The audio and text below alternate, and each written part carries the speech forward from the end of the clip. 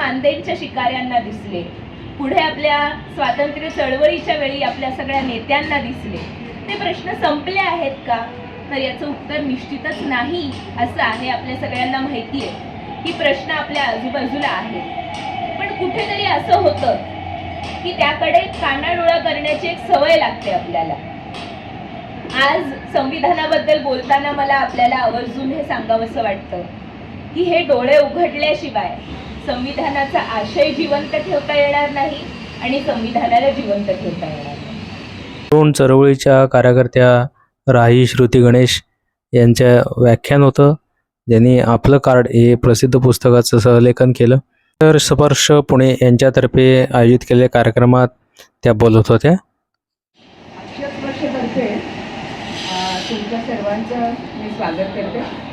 बहुतेक जण मला ओळखतात, पण तरीसुद्धा काही जण जर ओळखत नसतील तर मी शुभांगी देशपांडे आणि अक्षरस्पर्शची सुरुवातीपासूनची विश्वस्त आहे आणि कार्यकर्ती पण आहे. आज आपण राही श्रुती गणेश यांच्याशी अक्षर गप्पांचा हा कार्यक्रम आहे. मला अक्षर गप्पांचा आजचा कार्यक्रम जेव्हा संयोजन चाललेलं होतं त्याच वेळेला 25 वर्षापासूनच्या अनेक अक्षर गप्पा माझ्या डोळ्यासमोरून गेल्या आणि अनेक आठवणी त्या सर्व कार्यक्रमाच्या आहेत.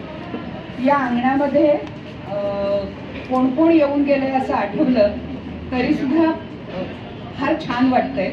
म्हणजे श्रीराम लागू, शांताबाई आणि मुकुंदराव किर्लोस्कर, अरुणा ढेरे, नंतर आसावरी काकडे, मुकुंद कांसाळे, त्याच्याशिवाय अनेक मान्यवर इथे, अनंत भागांसारखा माणूस. आणि आजचं वैशिष्ट्य असं आहे की सगळ्या वयानं लहान असणाऱ्या व्यक्ती आज आपल्याकडे इथे अक्षर गप्पांसाठी आलेली आहे. अक्षर गप्पा हा जो कार्यक्रम आहे त्याचं वैशिष्ट्य असं आहे की अक्षरस्पर्शाची टॅगलाईनच अशी, घोषवाक्यच असं आहे की वाचण्यासाठी आणि त्यावर बोलण्यासाठी. नमस्कार. आजच्या आपल्या वक्त्या आहेत राही श्रुती गणेश. त्यांना आपण आपलं आय कार्ड या पुस्तकाच्या सहलेखिका म्हणून जास्त करून ओळखतो, कारण त्यांनी हे संविधान अतिशय सोप्या पद्धतीने रोजच्या जीवनातल्या उदाहरणासहित असं या 2 लेखकांनी म्हणजे राही श्रुती गणेश आणि श्रीरंजन आवटे या दोघांनी मिळून एक पुस्तक 4-5 वर्षापूर्वी दिलं. म्हणजे त्यावेळेला यांचं वय काय असं तुम्ही अंदाज करू शकता. आणि त्या वयामध्ये अतिशय समजुतीने हे संविधानाचं आपल्याला इतकं सुंदर मार्गदर्शन केलेलं आहे की त्यामुळे आपल्याला संविधान हे काहीतरी बडं वेगळं, काहीतरी अवघड असं न वाटता अगदी सहज सोपं असं वाटतं. खरं तर आता त्यांचा परिचय करून द्यायचा म्हणजे त्यांनी एवढा अभ्यास केला आहे की मला त्यांच्या अभ्यासाचा थोडा अभ्यासच करावा लागला. त्यांनी पुण्यातल्या फर्ग्युसन कॉलेजमधून पॉलिटिकल सायन्समध्ये पदवी घेतलेली आहे. आता मी जे सगळ्या पदव्या आणि सगळ्या परीक्षा सांगणार आहे ना त्याच्यात उत्तम गुण मिळालेले हे समजूनच घ्या. दिल्लीच्या JNUमधून सोशॉलॉजीत MA केलेलं आहे. दिल्लीच्या इग्नूमधून पॉलिटिकल सायन्समध्ये MA केलेलं आहे. पॉलिटिकल सायन्स विषयात नेट उत्तीर्ण आहे. सोशिओलॉजीमध्ये पुन्हा नेट उत्तीर्ण होऊन शिवाय ज्युनियर रिसर्च फेलोशिप मिळालेली आहे. ऑस्ट्रेलियातील मेलबर्न येथे 8 आठवड्यासाठी रिसर्च स्टुडंट फेलोशिप आहे. आणखीन एक सध्या नवीन अभ्यास चालू आहे. म्हणजे आता आपण बघतो की आता आपल्या आजूबाजूची ही या वयाची जी पिढी आहे याच्यामध्ये कॅनडाला जायचं आहे, अमेरिकेला जायचं आहे, जर्मनीला जायचं आहे, तिथे आपल्याला परमनंट राहायला मिळेल का, तिथे चांगलं पॅकेज मिळेल का, आणि हे सगळं मिळण्यासाठी आपण काय कोर्स करायला हवा यासाठी मुलं धडपडत असतात.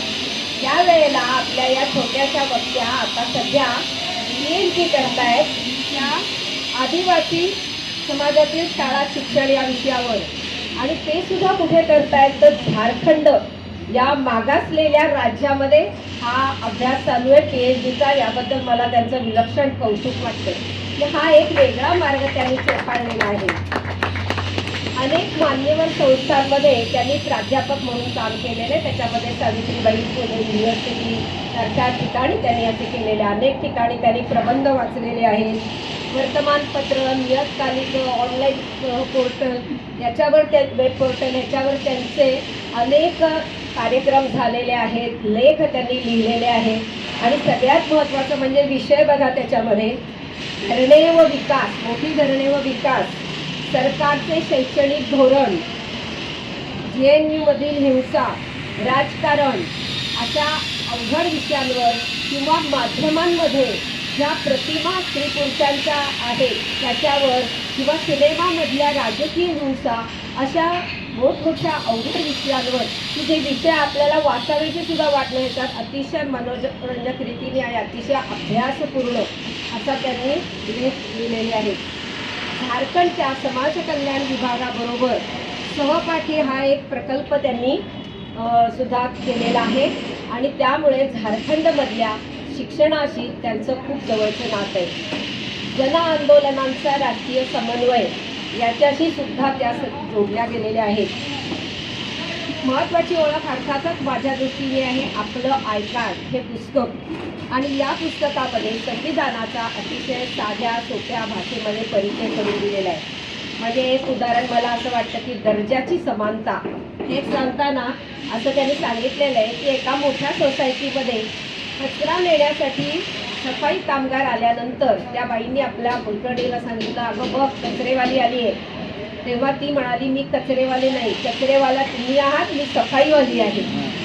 अशा पद्धतीची त्यांनी एवढी उदाहरणं देऊन आपण संविधानामध्ये ही काही मूल्ये सांगितलेली आहेत की आपण आपल्या रोजच्या आयुष्यामध्ये कशी आणावी यासाठी त्यांनी खूप त्याच्यावर चांगलं विवेचन केलेलं आहे. संविधानातील नागरिकांची कर्तव्य ही आपण बरेच वेळा विसरतो. त्यांचं असं म्हणणं आहे की आपण आता प्रजा म्हणून वागता कामा नये तर नागरिक म्हणून वागलं पाहिजे.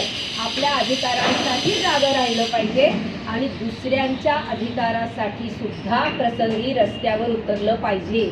आणि त्या दुसऱ्या बोलणाऱ्यांनाही की त्यांनी अनेक अशा चळवळींमध्ये भाग घेतलेला आहे. जन आंदोलनाच्या राष्ट्रीय समन्वयाशी त्यांचं जवळीक आहे, त्याच्याशी त्यामध्ये त्या सहभागी होतात. आणि आत्ता सध्या पुण्यामध्ये सोनम वांगचुक या लडाखमधील पर्यावरणतज्ञ आणि शास्त्रज्ञांची जी त्यांचं जे आंदोलन चालू आहे त्याला सुद्धा त्यांनी सहभाग देण्यासाठी, पाठिंबा देण्यासाठी त्यांनी तरुणांबरोबर काम केलेलं आहे. त्या चळवळीमध्ये त्या तरुणांबरोबर उपस्थित राहून तिथे झारखंडमधल्या चळवळीची गाणी म्हणायची व्हिडिओसुद्धा आपल्याला पाहायला मिळतात. आणि त्यामुळे आज आम्ही त्यांना खास संविधानावर बोलण्यासाठी इथे आमंत्रित केलेलं आहे. आम्ही काही त्यांना संविधान ह्याच्यामध्ये खरं म्हणजे मूल्य आहेत, त्याच्यानंतर कर्तव्य आहेत, अनेक विषय आहेत. पण आम्ही आज त्यांना मोकळीक दिलेली आहे विषयाची की तुम्हाला पाहिजे त्या विषयावर तुम्ही संविधानाबद्दल बोलू शकता. आणि आता आपण नंतर त्यांना लवकरच ऐकू. मी बाळकर यांना विनंती करते की त्यांनी त्यांचा सत्कार करावा.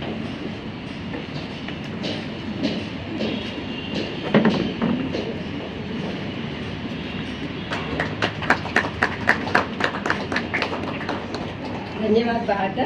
आता आपण ऐकूया राही श्रुती गणेश यांना. काय होतं, त्यांच्या आईसुद्धा प्राध्यापिका आहेत आणि श्रुती तांबे यांचं एवढं नाव आहे की नकळत आमच्या तोंडून पहिलं त्यांचं नाव घेतलं. धन्यवाद. आपल्या सगळ्यांना जय भीम, सतरंगी सलाम, जिंदाबाद, जोहार, नमस्कार. बाजूला हा आवाज येतोय आणि त्यात मी बोलतेय फार प्रतिकात्मक आहे असं वाटतंय मला. कारण आपला आवाज दाबण्याचे वेगवेगळे प्रयत्न सुरू असतात. अशा वेळेला संविधान आपला माईक होतो आणि संविधानाच्या विषयावर मी बोलतेय. आपण आता ह्या अक्षर गप्पा मारायला जे जमलेलो आहोत तो काळ खूप महत्त्वाचा आहे. 23 तारखेला भगतसिंग, सुखदेव आणि राजगुरू 23 मार्च या दिवशी त्यांचा शहादत दिवस होता. 11 एप्रिल या दिवशी महात्मा फुले यांची जयंती आणि 14 एप्रिल भीम जयंती, आंबेडकर जयंती. हा संपूर्ण काळ जो आहे हा सामाजिक राजकीय क्रांती, सामाजिक परिवर्तन आणि सामाजिक न्याय हे मला वाटतं हे 3 भगतसिंग, फुले आणि आंबेडकर हे या 3 गोष्टींचं प्रतिनिधित्व करणारे लोक आहेत.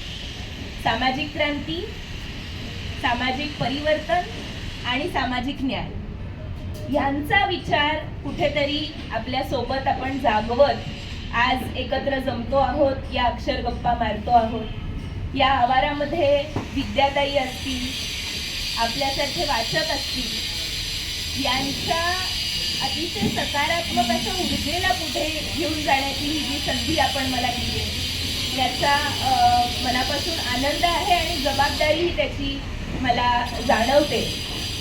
याचं कारण असं की भारतीय संविधानाबद्दल जेव्हा आपण बोलतो तेव्हा काहीतरी मी कायद्याच्या भाषेतलं बोलणार किंवा काहीतरी खूप जड क्लिष्ट असं सगळं जे आहे, जे अगदी तुम्ही लॉच्या शिक्षकांकडनं ऐकाल किंवा वकिलांकडनं ऐकाल, अशा प्रकारचं काहीतरी विवेचन मी करणार असं आपल्याला वाटू शकतं.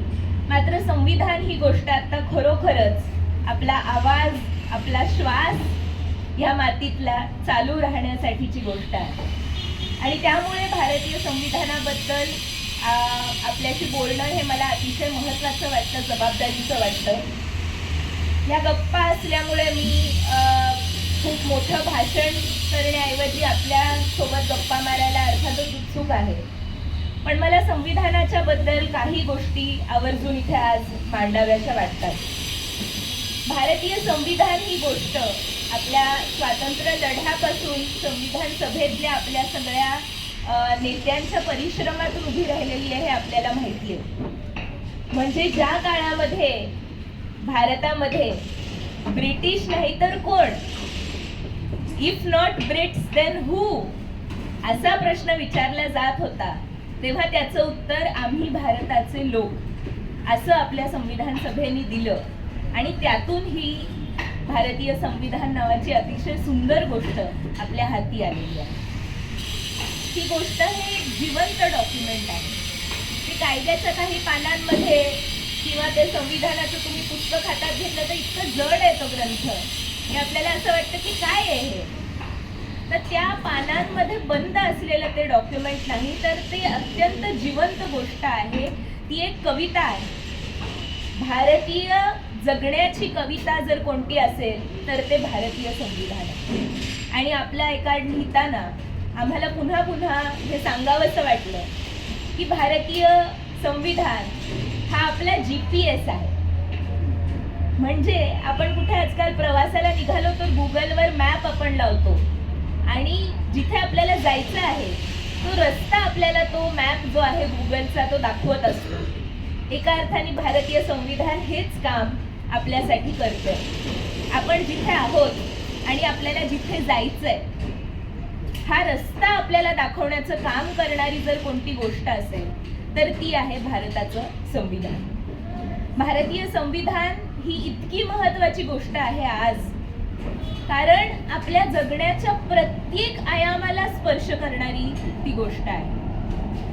अगदी ह्या मातीत मोकळा श्वास घेण्यापासून ते आपण काय खातो, कोणते कपडे घालतो, आपल्या आयुष्याबद्दलचे सगळे निर्णय जे आहेत ते शेवटी येऊन संविधानाशी जोडलेले आहेत. मला आपल्याला इतिहासात थोडंसं घेऊन जावंसं वाटतं. भारतीय संविधान हे अनेक विविध पाश्चात्य देशांमधनं आलं असा एक समज असतो आपल्याकडे की भारतीय संविधानाची तत्व ही फ्रेंच राज्यक्रांतीतनं घेतली गेली, आयरिश संविधानातनं काहीतरी उचललं गेलं, ब्रिटिशांनी दिलेलं काहीतरी आहे, अशी टीका खूप होते. हे संविधान तुम्ही कुठून कुठून उचललेलं आहे, मग ह्यात मूळचं काय किंवा हे भारतीय आहे हे कसं म्हणायचं. तर मला वाटतं भारतीय संविधान हे आपल्या मातीतल्या भक्ती परंपरेतल्या कबीर, बुद्ध या परंपरेशी नातं सांगणारी गोष्ट आहे.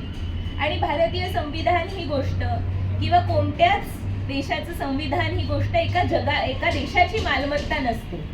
ती एका जागतिक वैचारिक परंपरेचा भाग असतो.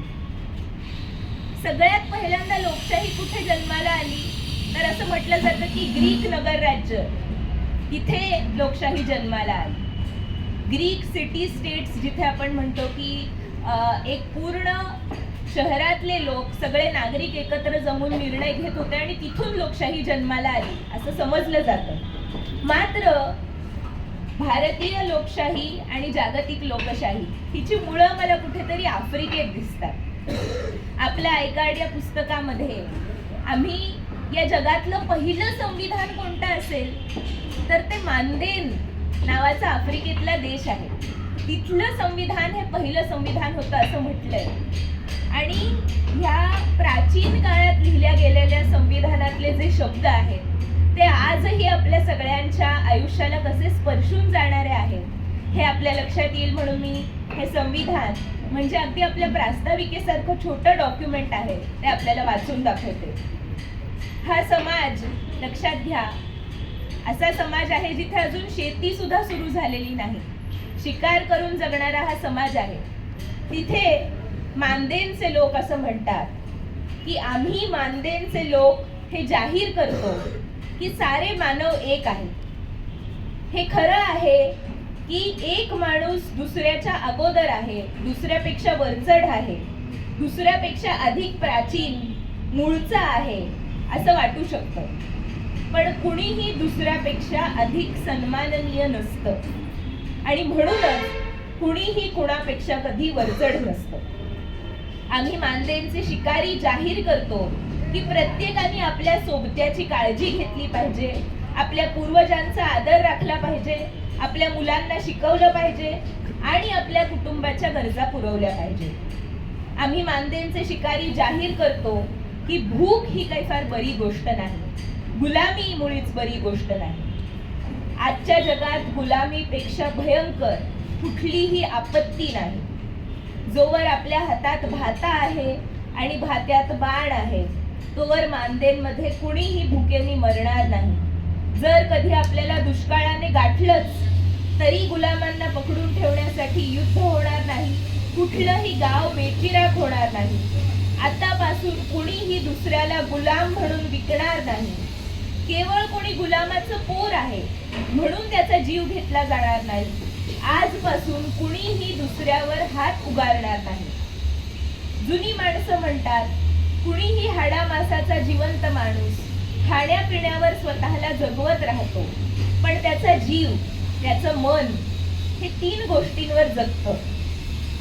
जे सारं आपल्याला पाहावंसं वाटतं ते पाहण्यासाठी, जे सारं बोलावंसं वाटतं ते बोलण्यासाठी आणि जे सारं करावंसं वाटतं ते करण्यासाठी, यातली कुठलीही गोष्ट त्याला मिळाली नाही तर तो जीव तडफडून शेवटी वाया जातो. म्हणूनच आम्ही मानदेनचे शिकारी जाहीर करतो की आजपासून प्रत्येक माणूस स्वतःचं आयुष्य स्वतः ठरवेल. आपल्या बंधनांचा आदर राखत सारे आपल्याला हवं ते करायला मुक्त आहेत. सगळ्या जगाच्या कानांसाठी ही मानदेनची प्रतिज्ञा. आपल्याला हे ऐकत असताना जाणवलं असेल की ह्यातली ओळ अन ओळ आपल्या प्रत्येकाच्या जगण्याशी आजही किती जोडली गेलेली आहे. संविधान, स्वातंत्र्य लढा ह्या गोष्टी इतिहासातल्या नाहीत, त्या वर्तमानातल्या आहेत, त्या आजच्या आहेत हे सांगण्याचा हा उद्देश होता. यामध्ये मला आपल्याला हे सांगावंसं वाटतं की ज्या सगळ्या समस्या, जे सगळे मोठे प्रश्न त्या काळामध्ये मानदेनच्या शिकाऱ्यांना दिसले, पुढे आपल्या स्वातंत्र्य चळवळीच्या वेळी आपल्या सगळ्या नेत्यांना दिसले, ते प्रश्न संपले आहेत का? तर याचं उत्तर निश्चितच नाही असं आहे. आपल्या सगळ्यांना माहिती आहे की प्रश्न आपल्या आजूबाजूला आहेत, पण कुठेतरी असं होतं की त्याकडे कानाडोळा करण्याची एक सवय लागते आपल्याला. आज संविधानाबद्दल बोलताना मला आपल्याला आवर्जून हे सांगावंसं वाटतं की हे डोळे उघडल्याशिवाय संविधानाचा आशय जिवंत ठेवता येणार नाही आणि संविधानाला जिवंत ठेवता येणार नाही. जो माणूस भुकेने तडफडून मरतो किंवा ज्या माणसाला तो केवळ कुठे जन्माला आलाय, कोणत्या घरात जन्माला आलाय ह्यामुळे मारलं जातं, अशा काळात आपण जगतोय, अशा समाजात आपण जगतोय. एक साधं उदाहरण पीटर सिंगर नावाचा जो तत्वज्ञ आहे तो असं देतो की आपल्या समोर आपण कुठेतरी फिरायला निघालोय, असं समजा की सकाळी उठल्यावर बऱ्याच लोकांना मॉर्निंग वॉक करायची सवय असते.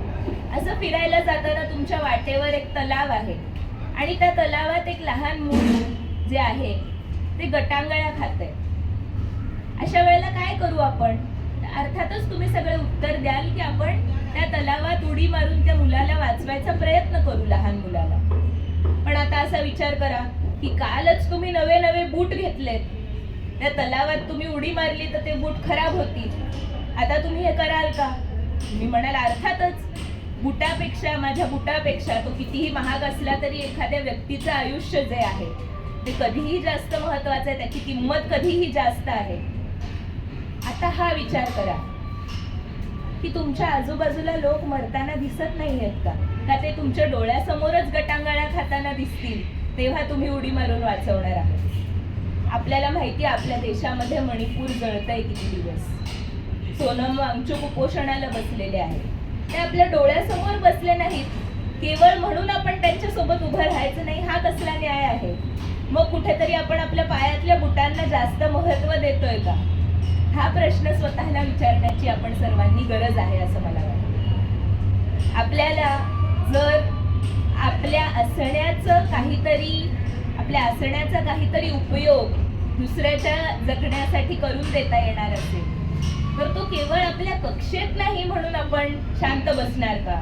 हा गटांगळ्या खाणारं मूल कोणत्या जातीचं आहे, कोणत्या धर्माचं आहे याचा विचार करणार? हा प्रश्न कुठेतरी आज आपण प्रत्येकाने स्वतःला विचारायची गरज आहे. भारतीय संविधानावर गेल्या संपूर्ण दशकात पुन्हा पुन्हा हल्ले झालेले आहेत. हे हल्ले दोन प्रकारचे आहेत. एक तर थेट संविधानावर हल्ले होणं, म्हणजे इतक्या मोठ्या प्रमाणात की दिल्लीच्या रस्त्यावर संविधानाच्या प्रती जाळल्या गेलेल्या आहेत गेल्या 10 वर्षांमध्ये. ही घटना तुम्हाला माहिती आहे का? मला माहित नाही, पण याचं बऱ्यापैकी वार्तांकन झालेली घटना आहे, म्हणजे माहीत असलेली घटना ही आहे की दिल्लीच्या रस्त्यांवर संविधान जाळलं गेलं या गेल्या दशकभरामध्ये. थोडासा आणखी गाइडेड अटॅक म्हणायचा तर आपल्या संसदेमध्ये ज्यांना आपण निवडून दिलेलं आहे असे काही नेते म्हणतात की आम्ही संविधान बदलून टाकू, धर्मनिरपेक्षता, समाजवाद हे शब्द काढून टाकू. जे संविधान आपल्या हाती आहे ते संविधान असायची गरजच काय? अशा प्रकारचा हल्ला हा सुद्धा संविधानाला जाळण्या इतकाच गंभीर हल्ला आहे. दुसऱ्या प्रकारचा हल्ला असा की एखादा नेता संविधानासमोर नतमस्तक होतो, आपल्याला वाटतं त्याचा फोटो येतो, संविधानाची अशी विशाल प्रत असते, त्याच्यासमोर नमस्कार केलेला नेता असतो आणि तो दाखवतो की मी संविधानाच्या पुढे किती झुकलेलो आहे, मी संविधानाला किती मानतो आहे. पण वास्तव हेच आहे की संविधानाला अशा प्रकारे बदलून टाकायचं की त्याच्या मूलभूत रचनेला धक्का बसावा. स्वातंत्र्य, समता, न्याय, लोकशाही, धर्मनिरपेक्षता, समाजवाद ह्या मूल्यांवर हल्ला म्हणजे संविधानावर हल्ला आहे. अजून दुसरं तिसरं काही करायची गरज नसते.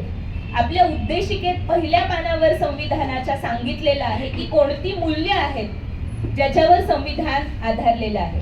मला आज बरेच लोक विचारतात की तुम्ही आपल्या आय कार्ड लिहिलं आहे, संविधानाच्या पान नंबर 349 मध्ये वरून चौथ्या ओळीत काय लिहिलंय? तुम्हाला माहिती आहे अनेक UPSC MPSC करणारी मुलं संविधान पाठ करतात. प्रत्येक कलमात काय आहे ते त्यांना पाठ करायचं असतं. अशा स्पर्धा सुद्धा घेतल्या जातात. आता भीम जयंतीच्या निमित्ताने अनेक ठिकाणी संविधानातली कलमं लिहा अशा स्पर्धा असतात. पण मला वाटतं यातलं काहीही न करताही आपण संविधान जगू शकतो. संविधानाचा आशय हा संविधानाच्या तत्वांमध्ये, मूल्यांमध्ये आहे आणि तो पाहण्यासाठी तुम्हाला संविधानाचं फक्त पहिलं पान बघायची गरज आहे, जे आपल्या अगदी शाळेच्या पाठ्यपुस्तकांमध्ये सुद्धा आहे. आम्ही भारताचे लोक या शब्दांनी सुरू होणारं एक वाक्य, यामध्ये संपूर्ण संविधानाचा आशय सांगितलेला आहे आणि संविधान समजणं याचा अर्थ या मूल्यांचा अर्थ समजणं. जर ही मूल्य काय आहेत हे कळतंय आपल्याला आणि ती मूल्य महत्वाची आहेत हे कळतंय आपल्याला, तर आपल्याला संविधान समजलं असं आपल्याला म्हणता येईल. स्वातंत्र्य, समता, न्याय, बंधुता हे जे मूल्य आहे त्याला आम्ही आपल्या आय कार्ड या पुस्तकामध्ये सहभाव असा शब्द वापरला आहे. याचं कारण आता आपल्या लिंगभावाच्या दृष्टीने जाणीवा जास्त प्रगल्भ झाल्या आहेत. आपण केवळ बंधुभाव किंवा भगिनी भाव याच्या पलीकडे जाऊन एक सहभाव असा शब्द LGBTQIA+ कम्युनिटीतल्या लोकांना सुद्धा त्यामध्ये सामील करून घेण्यासाठी वापरावा, यासाठी सहभाव हा शब्द आम्ही वापरला आहे. तर सहभाव हे मूल्य, न्याय हे मूल्य, धर्मनिरपेक्षता, समाजवाद, लोकशाही ही सगळी जी मूल्य आहेत, ह्या मूल्यांचं जतन करणं, ह्या मूल्यांवर हल्ले होऊ नाहीत हे पाहणं, याचा अर्थ संविधानाचं जतन करणं, संविधानाला वाचवणं हे आहे. बरेचदा याचा अर्थ आपल्याला वरवर माहिती आहे असं आपल्याला वाटतं, पण मग आपण दुसरं वाक्य असं म्हणतो, धर्मनिरपेक्षता म्हणजे काय आम्हाला माहिती आहे, सगळ्या धर्मांचा आदर करा. पण ना तेव्हा मुस्लिम मुलींनी हिजाब घालून शाळेत जायची काय गरज आहे? आपल्याला वाटतं आपण समानतेविषयी बोलतोय, आपल्याला वाटतं आपण धर्मनिरपेक्षतेविषयी बोलतोय, पण आपल्या नेणिवेत काही विशेष अधिकार असतात. नेणिवेतला विशेष अधिकार, ज्याला इंग्लिशमध्ये आपण म्हणतो प्रिव्हिलेज, आपण ज्या परिस्थितीत आहोत त्या परिस्थितीत असल्यामुळे आपली नजर जी आहे ती काही बाबतीत बंद झालेली असते. आपण जेव्हा मुस्लिम मुलींच्या हिजाब विषयी बोलतो तेव्हा हिंदू मुलींची टिकली आहे म्हणून त्यांना शाळेत प्रवेश घेण्यापासून अडवायचा आपल्या डोक्यात विचार येतो का? नाही. कारण टिकली घालणं तर हे छान सुंदर दिसण्यासाठी मुलं टिकली लावतात. मग शीख मुलं जी डोक्यावर फेटा बांधतात त्याबद्दल काय म्हणाल तुम्ही? गणवेशाच्या बाबतीत सगळ्यांना एक नियम लागू करणं ही गोष्ट ही खरं तर धर्मनिरपेक्षतेच्या तत्वाच्या विरोधात आहे. धर्मनिरपेक्षतेचं तत्व काय सांगतं की तुमचा कोणताही धर्म असेल तरी तुम्हाला शिक्षण संस्थांपासून अडवलं पाहिजे का? कोणालाही शिक्षण संस्थेपासून अडवण्यासाठी कोणतीही अट घालणं हे धर्मनिरपेक्षतेच्या तत्वाच्या विरोधातली गोष्ट आहे. पण प्रचार अशा पद्धतीने केला जातो की जणू काही आपल्याला वाटतं आम्ही धर्मनिरपेक्षतेची बाजू घेऊन भांडतोय. अतिशय गंभीर असा इस्लामोफोबिया आपल्यामध्ये पसरवला गेला आहे, जाणीवपूर्वक गेल्या दशकभरामध्ये, की आपल्याला मुस्लिम स्त्रीची वेदना जी आहे ती दिसते पण आपल्या घरातल्या स्त्रीची वेदना दिसते. हा दुटप्पीपणा हिंदू समाजामध्ये अशा प्रकारे रुजवला गेलाय पद्धतशीरपणे की मुस्लिम पुरुष दिसला तरी मनात भीती वाटते. टोपी दिसली, दाढी दिसली, मुस्लिम व्यक्तींनी घातलेले कपडे दिसले, तुम्ही सार्वजनिक ठिकाणी जा, अशी व्यक्ती दिसली की मनात जर भीती निर्माण होत असेल तर लक्षात घ्या ह्याला इस्लामोफोबिया असं म्हणतात. आणि ही भीती तुमच्या मनात आपोआप आलेली नाही, ती तयार केली गेलेली आहे. आणि त्या भीती विरुद्ध जर आपण लढू शकणार नसू, त्यासाठीची हिंमत गोळा करू शकणार नसू, तर आपण स्वतःला भारतीय कसं म्हणायचं हा मोठा प्रश्न आहे. चौरी चौऱ्यामध्ये दंगली जेव्हा होत होत्या तेव्हा आपल्याला माहितीये गांधीजी त्या दंगलीच्या पेटलेल्या अवस्थेमध्ये मध्ये उतरून लोकांना शांत करत होते. पण आज आपल्या मनातली जी भीती आहे ती दिवसेंदिवस अशी वाढवत नाहीये की समोरच्या व्यक्तीबद्दल एकतर भीती वाटू दे आणि त्या भीतीतून द्वेष जन्माला येऊ दे, अशी एक परिस्थिती निर्माण झाली. करोनाच्या काळामध्ये आपण हे पाहिलंय, हे लोक तबलिगीच्या जमातीमधून करोना पसरवतात, ह्यांना आमच्या वस्तीत येऊ देऊ नका. कितीतरी मुस्लिम फळवाल्यांची अशी अवस्था वाईट झाली, अनेक ठिकाणी मारहाण झाली, अनेक ठिकाणी झुंडींनी येऊन मोठ्या प्रमाणात मारहाण मुस्लिम फळ विक्रेत्यांना, वेगवेगळ्या प्रकारच्या विक्रेत्यांना केलेली आहे. हे सगळं अतिशय पद्धतशीरपणे चाललंय. आणि आज मला असं वाटतं की जर गांधीजी, नेहरू, सुभाषचंद्र बोस, मौलाना आझाद हे लोक असते तर त्यांना काय वाटलं असतं? भारतीय संविधानातल्या ज्या तत्वांसाठी ते उभे राहिले, ज्यासाठी त्यांनी इतका आग्रह धरला, ज्यासाठी अनेकांनी आपला जीव गेला तरी चालेल असं म्हटलं, त्या तत्वांना आज अशा प्रकारे राजकारण पायदळीत उडवतं आहे. या विरोधात, या भीतीच्या विरोधात आपण सगळ्यांनी उभं राहण्याची गरज आहे. आपल्याला अनेकदा आपल्या स्वातंत्र्य चळवळीत काम करणाऱ्या नेत्यांच्या गोष्टी ऐकून रोमांच्या अंगावर उभे राहतात. भगतसिंग म्हटले होते की सत्तेतल्या माणसाला ऐकू येत नाही तेव्हा आपला आवाज वाढवावा लागतो आपल्याला. या सगळ्या गोष्टींनी आपण प्रेरणा घेतली होती. आज इतिहासाने आपल्या हातात संधी दिलेली आहे की आपली प्रेरणा आपल्या पुढच्या पिढ्या घेऊ शकते.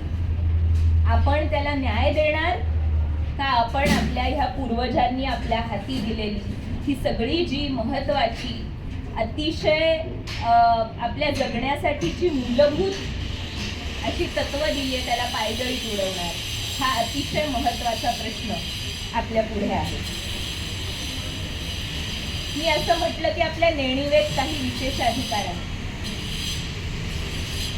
अनेकदा आपण ज्या स्थानावर असतो तिथे आपल्याला काही फायदा होत असला की आपल्याला दुसऱ्याचं दुःख दिसत नाही. एक गोष्ट कायम श्री साईनाथ जी सांगतात ती मला आठवते, ज्यामध्ये त्यांनी नीरो या राजाची ती गोष्ट सांगितली होती की रोम नावाचं शहर जळत होतं तेव्हा तो नीरो राजा जो आहे जळत होतं तेव्हा नीरो त्याचं फिडल वाजवत होता, फिडल नावाचं वाद्य. ही गोष्ट फार प्रसिद्ध आहे. लोक अर्थातच चिडले की आमची घरं जळतायत आणि राजा त्याच्या आनंदात मशगूल आहे. अशा वेळेला काय केलं असतं एखाद्या राजाने? ज्यांची घरं जळाली त्यांची जाऊन भेट घेतली असती, काहीतरी मदत केली असती.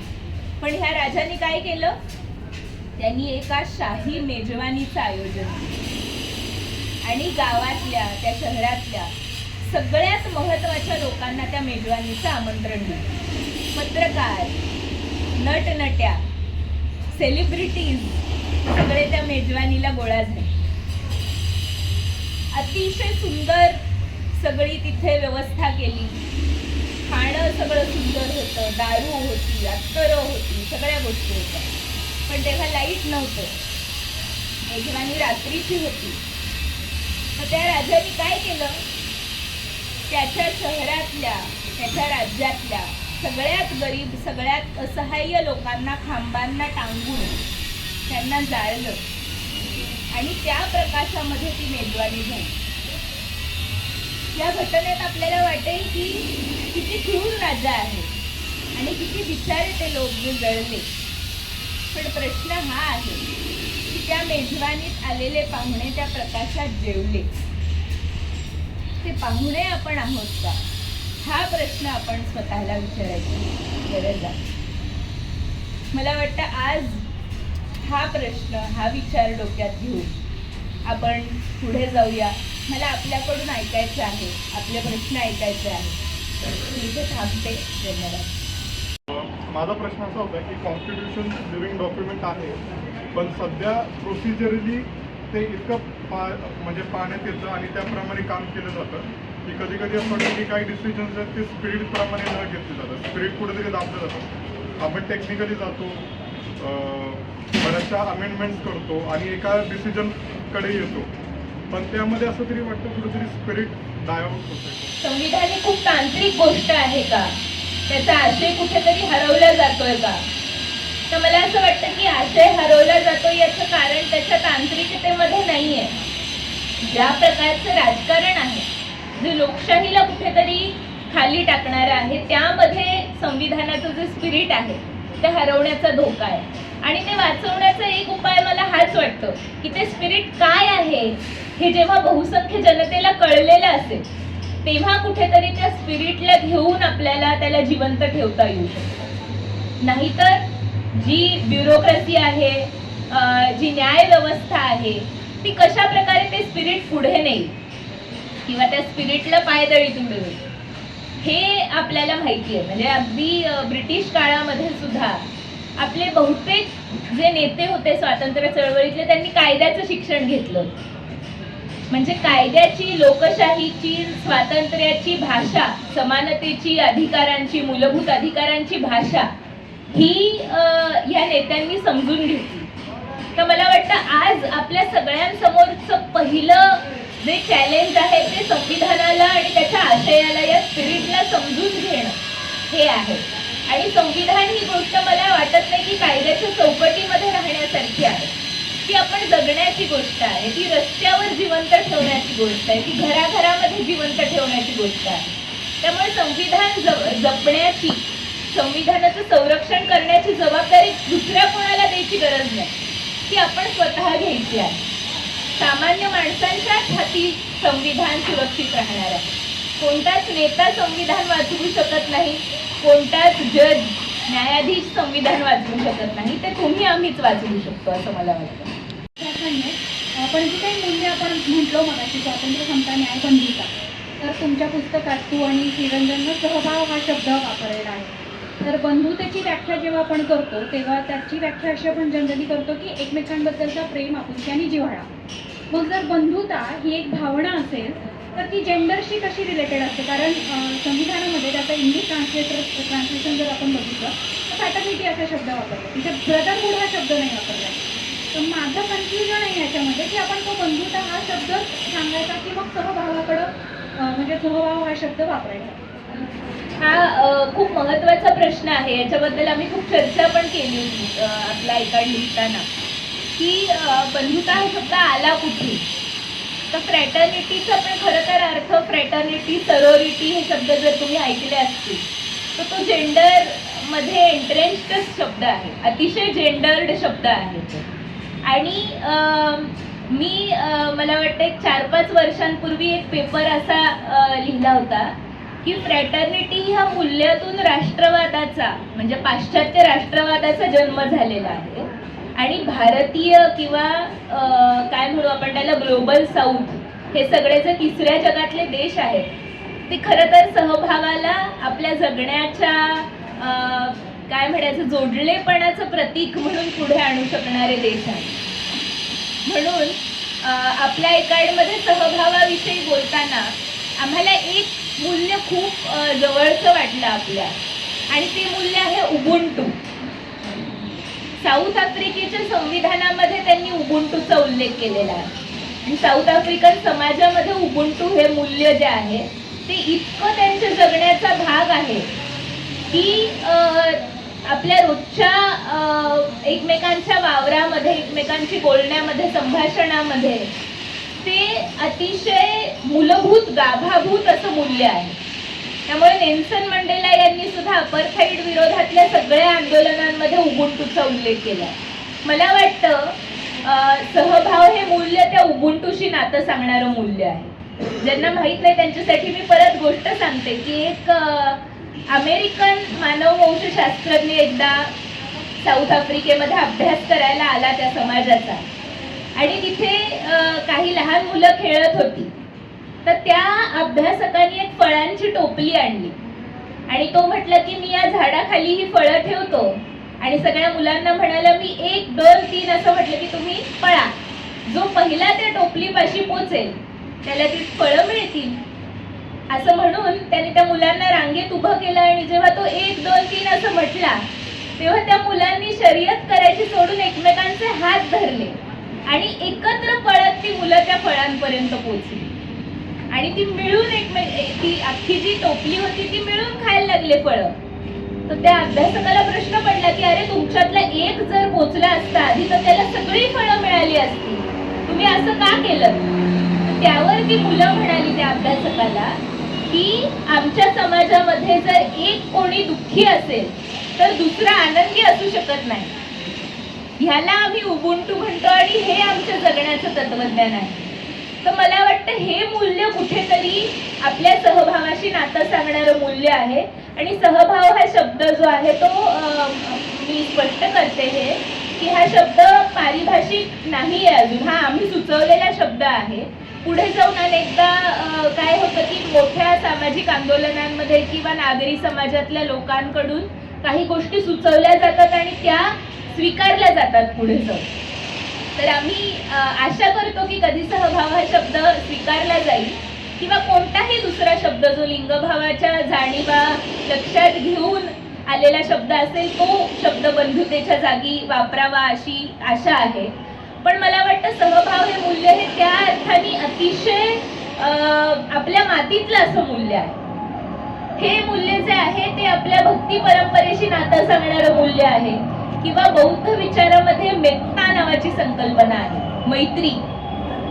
तर ती जी बौद्ध मैत्रीची संकल्पना आहे ती हीच आहे की आपण दुसऱ्याचा हात हातात धरणं आणि आपण एकमेकांशी इतके जोडलेलो असणं की मी आहे म्हणून तू आहेस आणि तू आहेस म्हणून मी आहे.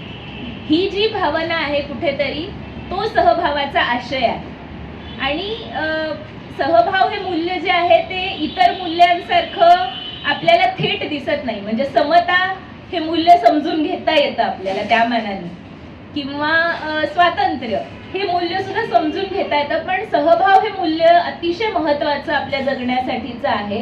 पण त्याबद्दल तेवढ्या प्रमाणात विचार झालेला नाही, लिखाण झालेलं नाही, चर्चा झालेली नाही.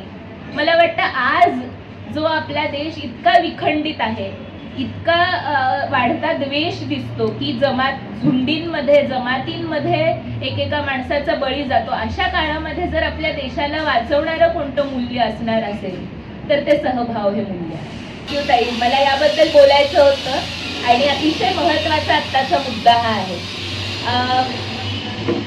सोनम वांगचुक यांचा जो लढा आहे तो कशासाठी आहे याबद्दल तुम्ही कितपत वाचलंय मला माहीत नाही, पण 2 आयाम या लढ्याला आहेत. एक आहे पर्यावरणाचा आयाम आणि दुसरा लोकशाहीचा आयाम.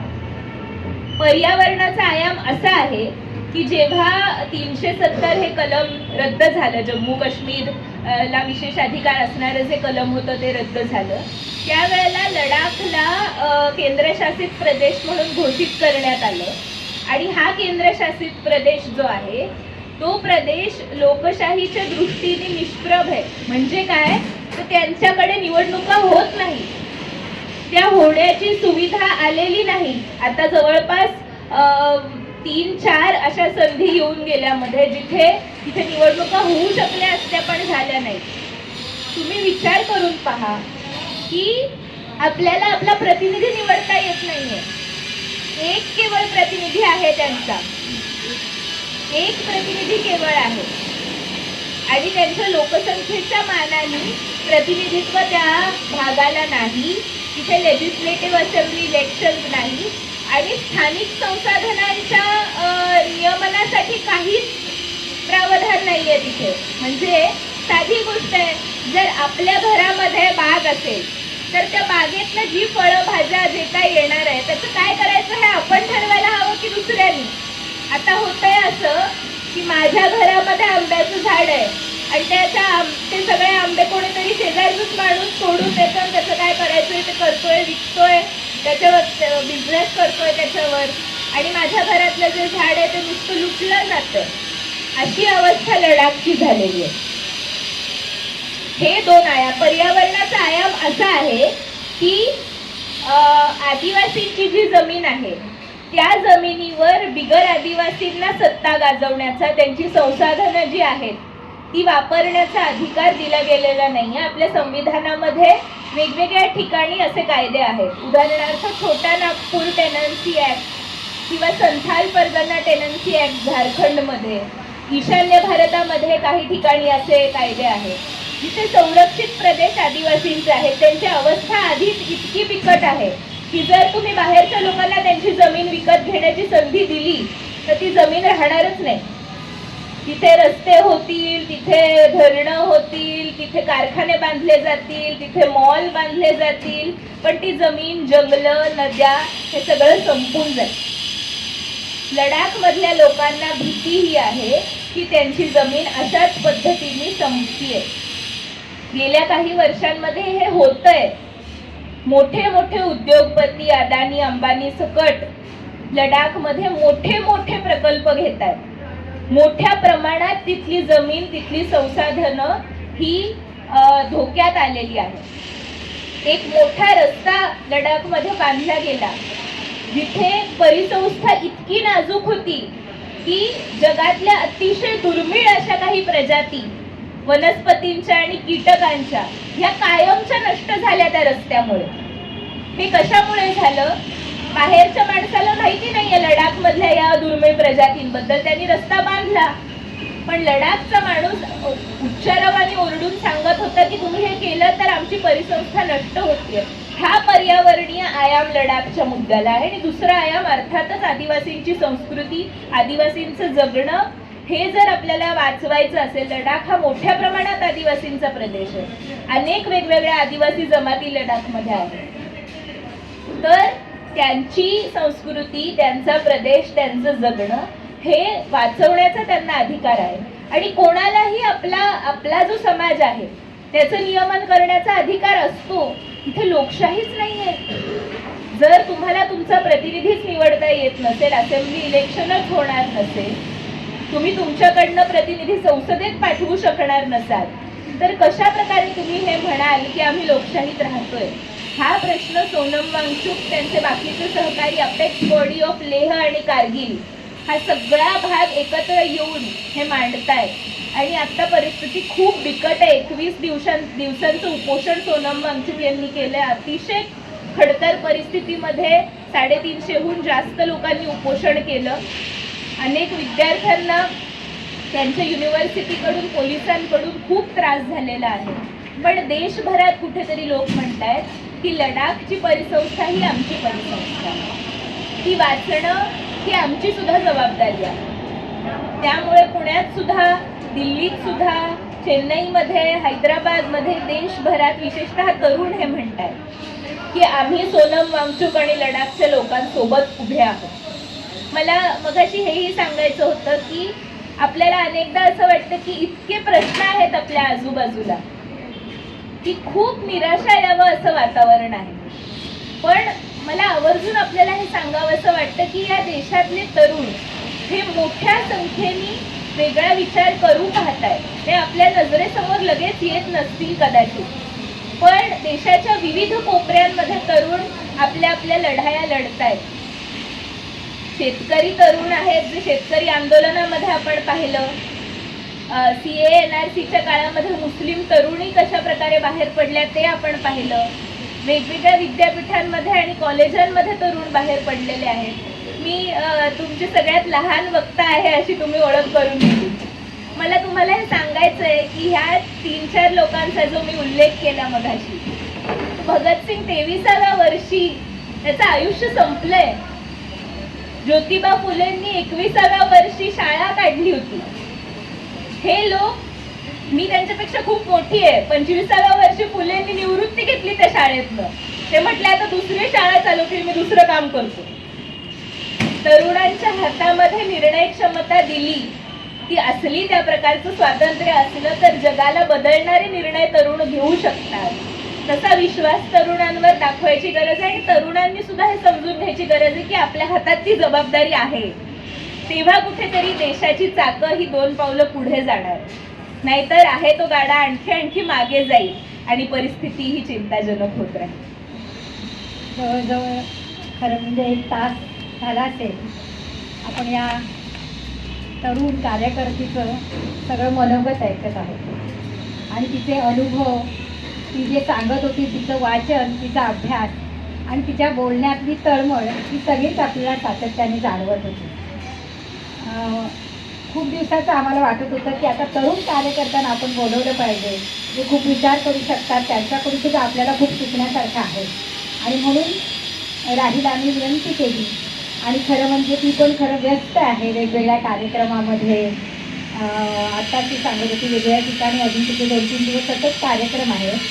पण तरीसुद्धा ती लगेच तिला लोकांशी बोलायचं असतं, आपले विचार सांगायचे असतात आणि लोकांनी विचार करावा आजच्या परिस्थितीवर असं वाटतं.